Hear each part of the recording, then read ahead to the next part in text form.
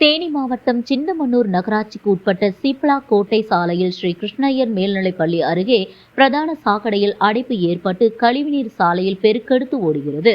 சாக்கடையில் ஏற்பட்டுள்ள அடைப்பால் வெளியேறும் அசுத்தமான கழிவுநீர் சீப்பலா கோட்டை சாலையில் தொடங்கி முத்தாலம்மன் கோவில் வரை சுமார் 1 கிலோமீட்டர் தூரத்திற்கு ஓடுவதால் அப்பகுதி முழுவதும் கடுமையான சுகாதார சீர்கேடு ஏற்பட்டுள்ளது.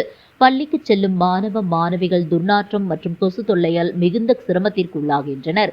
அசுத்தமான கழிவுநீர் சாலையில் செல்வதால் பாதசாரிகள் மற்றும் வாகன ஓட்டிகள் அவதிப்படுவதுடன் தொற்று நோய்கள் பரவும் அச்சமும் நிலவுகிறது.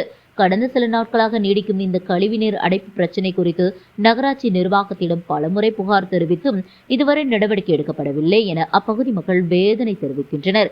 பொதுமக்கள் மற்றும் மாணவர்களின் சுகாதாரத்தை பாதுகாக்க நகராட்சி நிர்வாகம் உடனடியாக சாக்கடை அடைப்பை நீக்கி உரிய நடவடிக்கை எடுக்க வேண்டும் என்று அவர்கள் வலியுறுத்தியுள்ளனர்.